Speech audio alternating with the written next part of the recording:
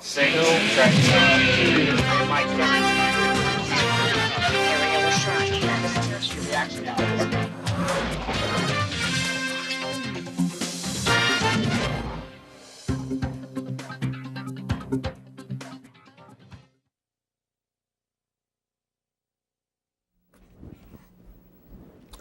Well, we're having some issues there. U.S. Marines are on the ground outside Kandahar, Afghanistan, where intense firefights are being reported today. Good evening and welcome to NewsCenter at 5:30. I'm Justin Brown.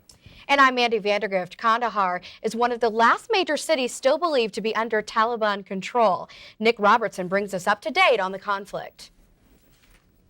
A Taliban official crossing out of Afghanistan into Pakistan today said that he was prepared to negotiate with tribal commanders for control of Spin Boldak, the border town just inside Afghanistan, just across the border from here in Chowman. He said that at the moment, however, the difference of opinion between the tribal commanders who want to take control of Spin Boldak and the Taliban is too great.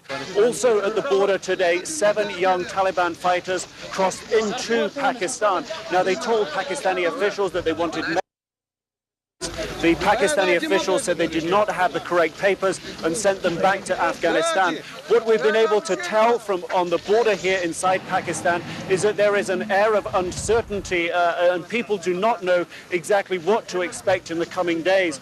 We did also talk with truck drivers who have driven the road, the 3-hour drive from Kandahar, northwest of here, to the border. They tell us that they've seen along that road that there are Taliban fighters, that the road appears to be in the control of the Taliban. They report that they have not seen any U.S. troops on that road or any other tribal fighters. And the reports from our staff and from those drivers coming from Kandahar today say that inside Kandahar there was some bombing early in the morning, a little in the afternoon, an explosion heard late in the evening, but mostly a fairly quiet day with business, quieter on the streets, the atmosphere fairly tense, but they said that there was trade still going on in the markets there, and that the airport just outside of the city of Kandahar, the international airport there, is still, they say, firmly in control of the Taliban at this time. But the picture emerging from inside Kandahar province, those areas around Kandahar city and towards the border here, Spin Boldak,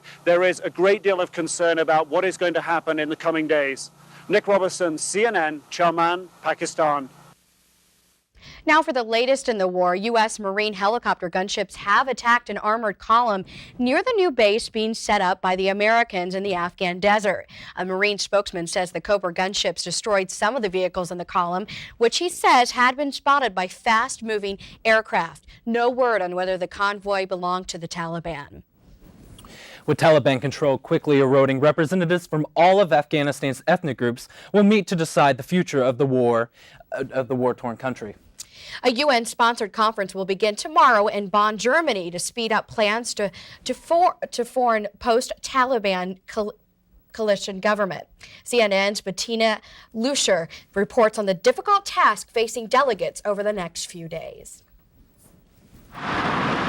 On top of this hill, enshrouded in fog, the Petersburg Hotel, the site of the Afghan talks.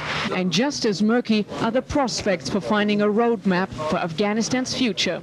We need to get a transitional authority in the country as soon as possible. And all the parties agree that this is imperative, that speed is of the essence. But before all delegates even made it into the conference rooms, there was criticism whether those at the table really represent the various ethnic factions of Afghanistan, especially the Pashtuns, the largest ethnic group. This is the best we could do at this stage. And it's only a first step on a very long road to achieving the ultimate goal of a fully representative, broad-based, multi-ethnic government. Unresolved is what such a government would look like, how big it would be, and whether it would mean the end to Burhanuddin Rabbani's claim to power. After his ouster by the Taliban in 1996, he's now back in Kabul, still the internationally recognized president. His Northern Alliance, which has swept the Taliban from power, and the group representing former King Zahir Shah, have the largest delegations, with Afghan exile groups backed by Pakistan and Iran sending smaller teams. The UN warns that if these talks fail, the burden will lie on the shoulders of the delegates. Without peace, there will be no development. Without peace, there will be no investment. The hosts are trying to take care of the delegates' special needs. There's a prayer room and special food to break the daily fast of Ramadan, all under the watchful eyes of envoys from Western countries like the US and Great Britain and some of Afghanistan's neighbors. They have observer status, but will undoubtedly play a significant role behind the scenes. With the military situation on the ground in Afghanistan changing at lightning speed, the pressure is on the Afghan delegates. One crucial question: what troops should guard this new planned government? Should they be Afghan or international troops under UN mandate? As for the length of these talks, nobody knows whether they will last 2 days or 2 weeks. Bettina Lüscher, CNN, at the Afghan talks near Bonn, Germany. President Bush greeted 2 American aid workers today at the White House lawn. Heather Mercer and Dana Curry were rescued November 15th, along with 6 others after being imprisoned by the Taliban for 3 months. Mercer and Curry were in Afghanistan working for the humanitarian organization Shelter Now International. It's a recession, and it began in March. And that's the picture of the state of the U.S. economy being painted today by a panel of economists. The National Bureau of Economic Research says the recession began a full 6 months before the September terror attacks. The panel of economists are considering the authority on the subject. The countdown begins tonight for the first post-attack space shuttle mission. Security is tight at Kennedy Space Center. The Endeavour crew arrived Sunday, flanked by SWAT team members. Only a small crowd of journalists and shuttle managers were allowed to greet them. The Endeavour is scheduled to lift off Thursday. It will carry a new crew to the International Space Station and bring back the American and 2 Russians currently on board. Shauna Walters joins us now, and it looks like we have some wet weather coming our way. Definitely wet weather. It will continue to be a little warm, but it will be wet. Yes, it will be rainy about the next couple days. And we'll have some more coming up. Thank you. A Massachusetts research company is the first to clone the first human embryo. Advanced Cell Technology says the cloning development is aimed at producing genetically matched replacement cells for patients with a wide range of diseases. But after they announced the news yesterday, many religious and political leaders protested, included U.S. Senator Richard Lugar. Lugar says the Senate should take its time and seek more information on this complex development than is available from the first report. President Bush is staying firm on his view of cloning. The use of embryos to clone is wrong. We should not, as a society, grow life to destroy it. Several states, including California, have banned human cloning, and Congress is considering such a ban. A 17-year-old high school student in Massachusetts was arraigned this morning on charges he and others planned to stage a deadly Columbine-like assault on their school. 17-year-old Eric McKeon and 2 15-year-olds are facing charges including conspiracy to commit murder and possession of ammunition. Police say the plot was uncovered after a school janitor discovered a letter detailing a plan to kill other students at New Bedford High School. All 3 are being held without bond after pleading innocent today. Economists predict that Indiana will take in at least $1 billion less in revenue than previously projected. Governor O'Bannon has proposed a plan to pull Indiana out of what he calls a budget crisis. Those against say the plan could delay building repairs on college campuses while students and parents pay higher tuition. Universities would lose $29 million in operating money in 2002 and 2003 under the O'Bannon plan. But some lawmakers question whether O'Bannon can cut university funding without legislative approval. And officials say an Indiana state trooper may have wrongly shot a man. In a traffic violation pullover last night in Fort Wayne, a Roanoke man pulled something out of his pocket, pointed it at the trooper and ran towards him. The trooper then shot the man once in the head. They later discovered the object in the man's hand was a cell phone. The state trooper has been placed on administrative leave while police investigate the incident. The Hamilton County Sheriff's Department has decided to equip prison guards. Looks like we're having some technical difficulties with pepper spray starting January 1st. The decision follows the beating of 2 prison guards during an escape in central Indiana. The escape of 4 teens on November 19th has left guard Ann Davidson of Anderson hospitalized and in fair condition. Officer Toby Warner of Elwood was released from the hospital shortly after the attack. The 4 escapees were apprehended. Coming up on NewsCenter at 5:30, Purdue is rewarding students with money We'll let you know why.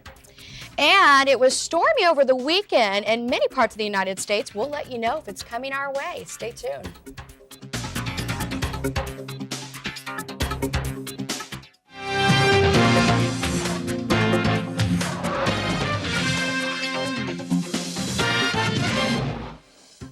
Purdue is giving money rewards to those who have information about a riot that occurred at their campus last spring. Over $23,350 has been distributed so far. Purdue says its research foundation has given checks to 12 people. The information they provided led to the arrest and conviction of 8 others who took part in the riots. University officials say over $75,000 in damage resulted from the disturbance. Purdue says individual rewards for information about the riot ranged from $100 to $5,000.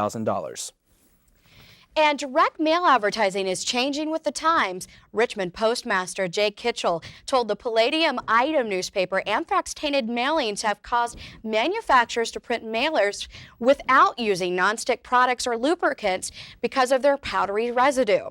However, he does say the anthrax scares have not affected the amount of direct mail going through the post office. Kitchell says thousands of mailings have been going out in the week's time.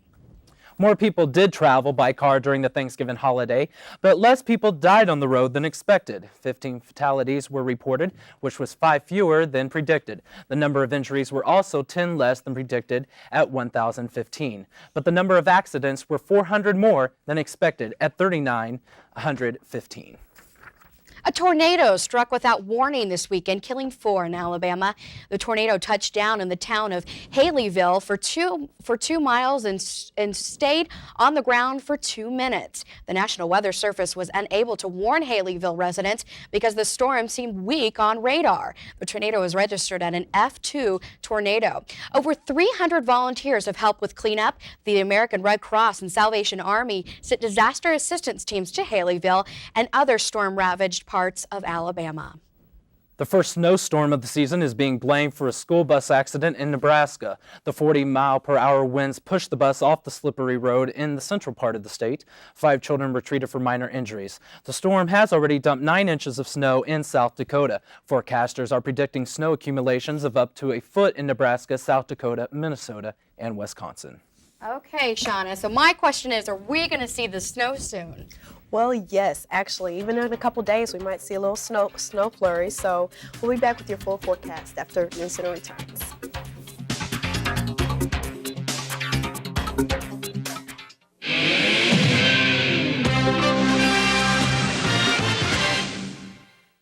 And as we take a look at our weather almanac, we see today's high is about 55 degrees, a lot warmer than our normal high of 45 degrees. Today's low at about 32 degrees. And as we take a look at our highs, we see today's highs range from about 50 degrees all the way to 63 in Evansville. Muncie is about 55 degrees. And a look at our current conditions, we see our current conditions are sunny if you look outside, temperature of 55 degrees with humidity about 64%. And a satellite looks like there's a lot of clouds. It's going to be very cloudy. Over in the Indiana area, it's very cloudy. Those clouds will keep on coming down. They'll be causing a lot of the rain. And a look at our radar. We see that our radar is pretty clear throughout the U.S., but in the mid-U.S., we see a lot of rain coming down in the Illinois area, pushing over into Indiana. As we look at our closer radar, we see that that rain will continue. That'll cause a lot of rain later on this weekend.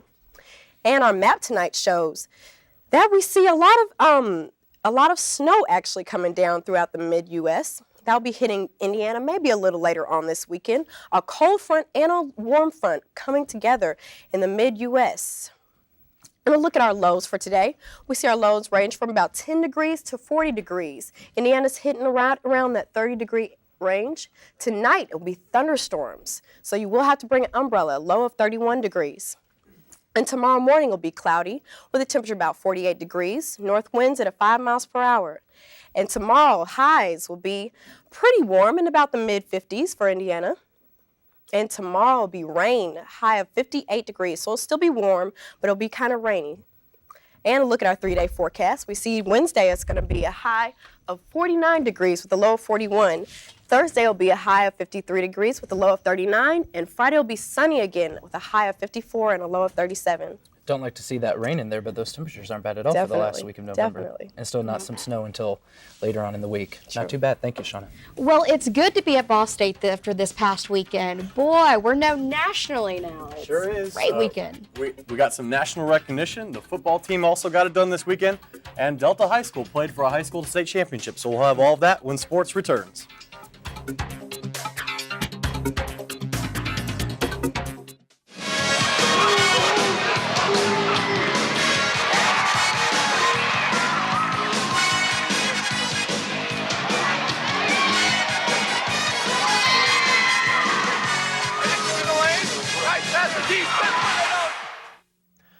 You've heard by now all the buzz surrounding the men's basketball team at Ball State about their great run at the Maui Invitational. Today, their efforts were noticed by the Associated Press as the Cardinals are the 16th ranked team in the country. Ball State, which was last ranked in 1988-89 season, opened the Maui Invitational with a win over number 4 Kansas. The Cardinals then beat number 3 UCLA before losing to Duke 83-71 in the title game.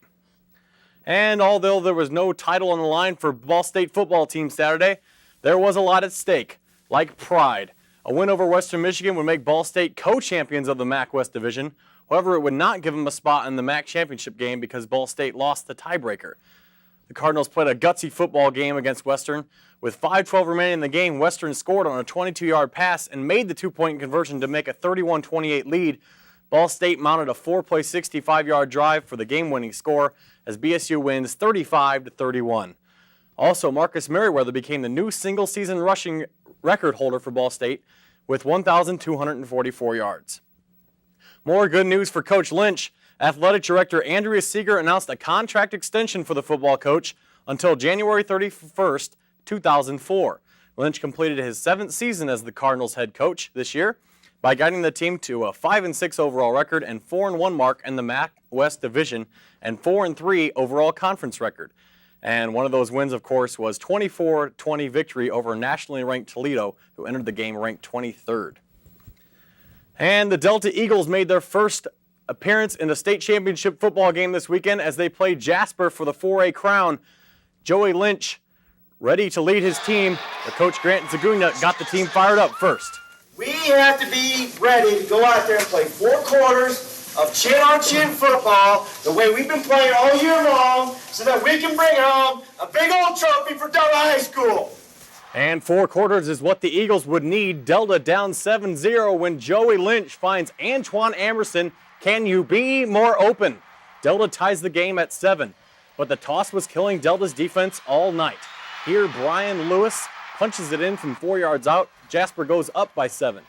Delta tries to stay close. Here's a 1-yard run by Aaron Kirchhoff. That cut to lead the 1. The extra point was blocked. Unfortunately, they pulled away in the 4th quarter as Lewis scores again for the Wildcats. Lewis set the 4A record for points scored, rushing attempts, and yards in this one. The Wildcats claim their first state championship in a 35-20 decision over 6th-ranked Delta. Lynch was 12 of 21 for 201 yards. Delta finished a great season at 13-2. And in the other state championship games, Northeast Indiana dominated classes 1 and 2A as Southern Wells takes 1A crown with a 30-7 win over Perry Central. In 2A, Fort Wayne Bishop Luers gets revenge from last year's loss to Mater Dei by smoking the Wildcats this time 57-29. And in 3A, we had an offensive explosion between Andrean and Chittard as Chittard wins 3-0.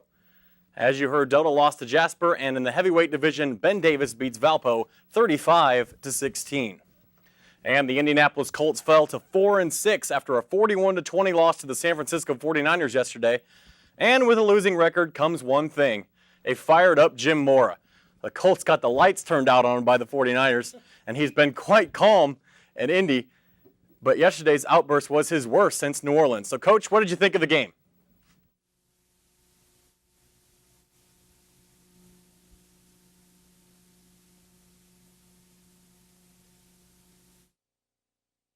Coach was pretty upset there. We had some technical difficulties with the sound, but thanks. That's all for sports. I bet you were pretty disappointed you weren't in Maui. Yeah, pretty disappointed. Not laying on the beach. Darn. But we're so proud of Ball State. Yes. Doing really good. Well, your wake-up weather with Shauna is coming right up. And we'll tell you what's going on in Hollywood. Stay tuned.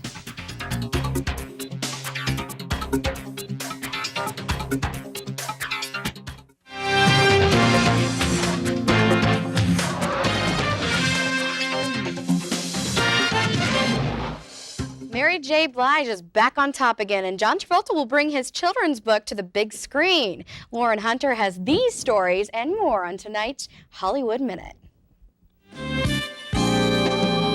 This is Lauren Hunter with the Hollywood Minute. Seems everyone's talking about country singer Toby Keith. His song, I Want to Talk About Me, is #1 on the Billboard Hot Country Singles chart, coming just a couple of weeks after Keith was named Male Vocalist of the Year at the 2001 Country Music Awards. Mary J. Blige is tops again. Her single Family Affair continues its #1 reign on the Billboard single chart for the 5th week in a row. Usher takes the #2 slot with You Got It Bad. John Travolta will take his work from the page to the screen, starring in Propeller One-Way Night Coach, a fable for all ages. That's the name of the children's book that Travolta wrote, which will be adapted into an IMAX film directed by Rob Morrow. This is Lauren Hunter with the Hollywood Minute. And Shauna joins us again with weather. Shauna? Yes, as we take a look at our first forecast, we can see that tonight it's going to be thunderstorms with a low of 31 degrees. And tomorrow it's going to be rain also with a high of 58 degrees with northwest winds at 10 miles per hour. In our 3-day forecast, we can see that Wednesday it's going to be a high of 49, and it's going to be raining on both Wednesday and Thursday with a high of 53 on Thursday, and with sunny and partly cloudy on Friday with a high of 54. All right, thank you very much, Shauna. And thank you for joining us for NewsCenter 43 at 5:30. I'm Justin Brown. And I'm Mandy Vandergrift. NewsCenter 43 is an official CNN Student Bureau. Be sure to join us tonight at 9:30.